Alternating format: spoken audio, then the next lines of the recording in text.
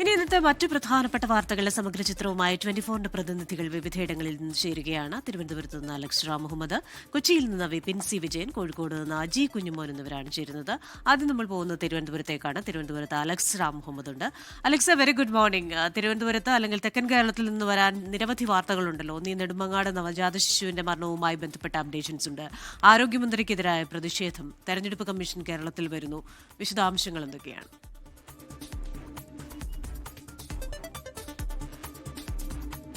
Christina, good morning. Christina, തെക്കൻ കേരളത്തിൽ ഇന്നും വാർത്താ നിർഭരമായിരിക്കും ഈ പ്രഭാതം എന്നുള്ള കാര്യത്തിൽ തർക്കമില്ല. അതിൽ ഏറ്റവും പ്രധാനപ്പെട്ടത് നെടുമങ്ങാട് ജില്ലാ ആശുപത്രിയിലെ സിസേറിയനിടയിൽ നവജാത ശിശു മരിച്ചതുമായി ബന്ധപ്പെട്ട വിഷയമാണ്. ആ വിഷയം ആരോഗ്യവകുപ്പിനെതിരെ വലിയ രീതിയിൽ ആരോഗ്യവകുപ്പിന് പ്രതിരോധം തീർത്തുകൊണ്ട് ആ വിഷയം അങ്ങനെ തന്നെ നിൽക്കുന്നുണ്ട്.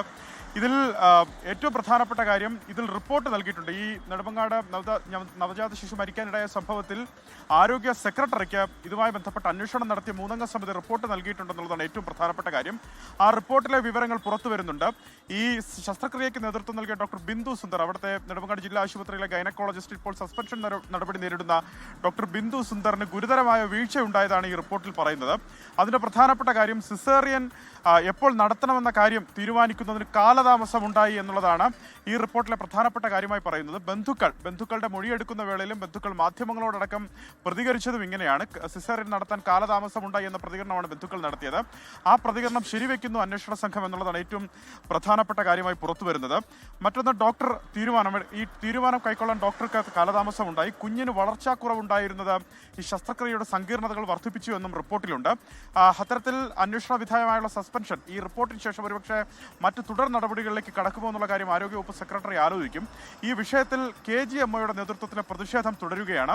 അന്യായമായാണ് ഈ സസ്പെൻഷൻ നടപടി ഉണ്ടായത്. കാരണം ഈ വിദഗ്ധ സമിതിയുടെ അന്വേഷണ റിപ്പോർട്ട് വരുന്നതിന് മുമ്പ് ആരോഗ്യ സെക്രട്ടറി ഈ പ്രതിഷേധങ്ങളെ തണുപ്പിക്കുന്നതിന് വേണ്ടി ആരോഗ്യവകുപ്പ് ഇത്തരത്തിൽ ഇവരെ സസ്പെൻഡ് ചെയ്യുകയായിരുന്നു എന്നാണ് KGMO ആരോപിക്കുന്നത്. നെടുമങ്ങാട് ജില്ലാ ആശുപത്രിയിൽ അവർ പ്രതിഷേധ സമരങ്ങൾ നടത്തുകയാണ്. അത് ജില്ലയിലേക്ക് വ്യാപിപ്പിക്കുമെന്ന മുന്നറിയിപ്പ് KGMO നൽകുന്നു. ആ വിഷയം അങ്ങനെ നിൽക്കുന്നു.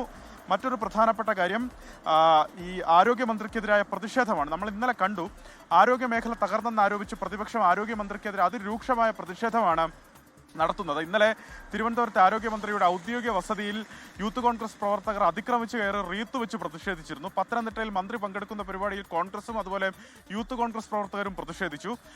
തിരുവനന്തപുരത്ത് സെക്രട്ടേറിയറ്റിൽ മന്ത്രിയുടെ ഓഫീസിലേക്ക് മഹിളാ കോൺഗ്രസ് മാർച്ച് നടത്തി. ആ മാർച്ചിന് നേരെ പോലീസ് ജലപീരങ്കി പ്രയോഗിച്ചത് കണ്ടതാണ്.